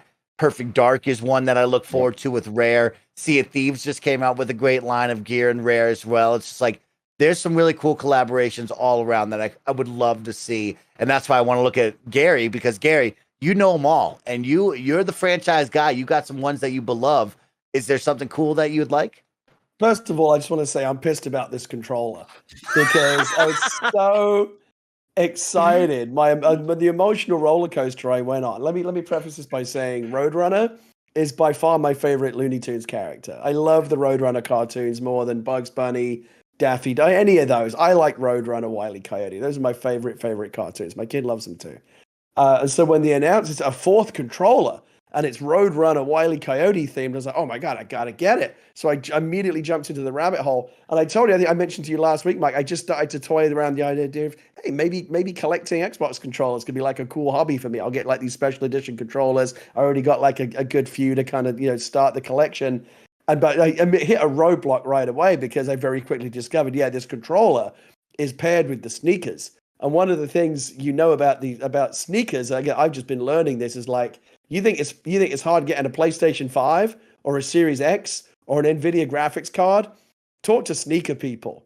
Like they really know what's up. Yeah. I remember a while ago when people were first complaining about PlayStations, you can't get them, can't get a 3080. I think it was like John Drake and some of the other sneakerheads in my timeline going, yeah, welcome to my world. As a sneaker fan, this is just what it's like on every major release. Like these people, these sneakerheads, whatever you call them, they don't eat, they don't sleep, they just buy sneakers. That's all they do. And they're spectacularly good at it. They're better than you. They're better than me. They're the ones getting those sneakers. You ain't getting these sneakers. They probably don't even want the controller. They'll toss it in the trash and go put the sneakers on the shelf with a million other pairs that they'll never wear. Fuck these guys. I want my controller. Why am I not getting my controller, Mike? I'm not happy about it. There's no way to get it. I want Roadrunner. I want Wile E. Coyote.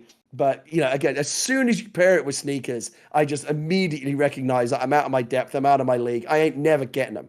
It ain't going to happen for me because these sneaker people, they cannot be defeated. They're like Skynet designed like Terminators, but instead of like wiping out humanity, they just fucking buy sneakers. And they're just the ruthlessly efficient sneaker buying machines. You ain't getting it. Forget it, Mike. Just get the thoughts out. Don't even put the app on your phone.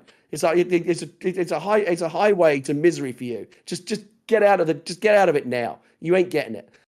That's the controller. On the collabs, on the franchises, I'm going to echo Parris, but from a slightly different direction. I would love to see the Matrix collaboration.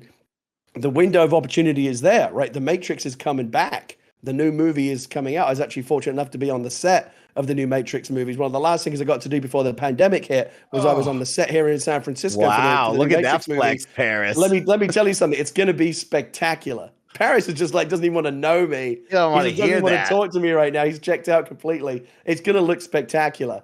So I'm very excited about that. And here's the thing. I kind of feel like as amazing as the Matrix movies were back in the day, and as much as they were tied into internet and computer and video game culture, they were a little bit before their time in terms of really being able to realize video game versions of them. We all remember the Matrix video games that were made, and particularly my favorite, Matrix Online, which I actually thought was a really, really cool, very interesting MMO. The Matrix, of course, is a perfect foundation of world building to build an MMO. The idea that you get to go into this virtual world. You take the red pill. Wait, which one is it? Which one gets you into the Matrix? The red one or the blue one? The red one, right? The red one wakes you up, or the blue one. I can never remember. You take the right colored pill, you go to the Matrix, you have all these like godlike powers, and that just maps perfectly into a video game.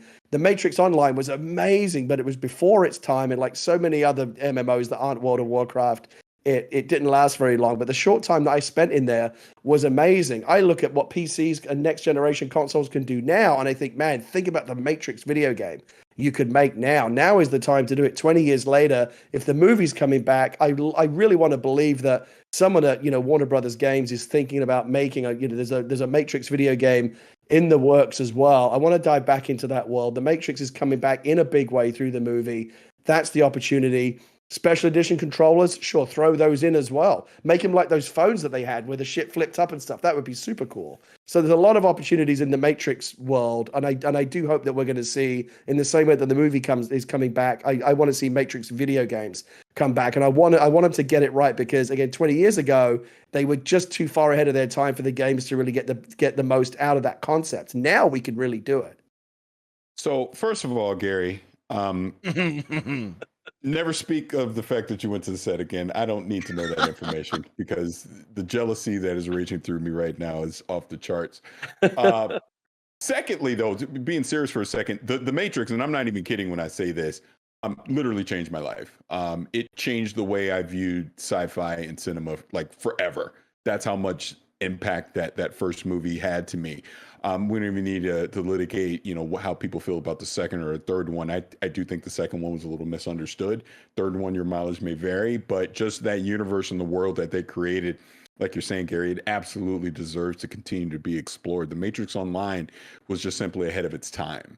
The Enter the Matrix was a little, again, ahead of its time. It was too ambitious for what the Wachowski siblings were trying to do, but I love that they attempted to do it and everything that they were trying to world build with that universe. Again, don't need to know what you saw on the set or what you think or whatever, but I have so much hope for what Lana Wachowski is going to do with this fourth one, and hopefully this kicks us off back into seeing more from the Matrix. And I agree with you.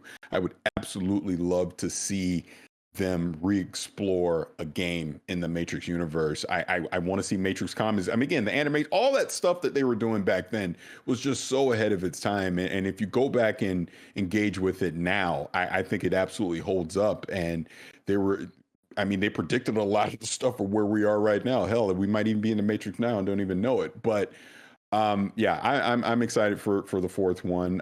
I do think there is absolutely, bringing it back on topic, some collaboration efforts that should happen, with that universe and just everything that they potentially could do with it. So I'm excited, and I don't know what to do with myself, Gary, after you told me that. So I'm just going to go ahead. I'll change the subject. The sad thing is, Parris, if you remember, like the closest we ever really got to like realizing the promise of a Matrix video game was like Saints Row 4, right? Which is the whole thing was like a riff on the Matrix. Yeah. But think about the kind of games we're playing these days. Think about swinging around New York as Miles Morales. Think about what we can do in GTA 5 and what we'll be able to do, and Red Dead Redemption, these amazing like open world games, especially in these urban environments like GTA, like Spider-Man. Just map that level of technology and fluidity onto the Matrix, but instead of Spider-Man or Miles Morales sort of flipping around the city, you're Neo flying around or whatever it might be. Like, oh my God, like I'm just like salivating at the possibilities of, the time is finally right for like a Matrix game to really fulfill its potential. So I really, really hope that Warner Brothers recognize that as well, and they're working on something that we just don't know about yet. Some exciting stuff. Get your sneakers app updated if you're interested in the LeBron 18s, and of course that awesome special edition controller to go with the Space Jam movie. Quick heads up before we get out of here. Operation Tango is now out and available on Xbox. This is a game that myself and Parris talked about a couple weeks ago. It is a ton of fun. It's an awesome co-op experience, espionage, puzzle solving. It's a really good time for you and a friend. They have a buddy pass and it's crossplay.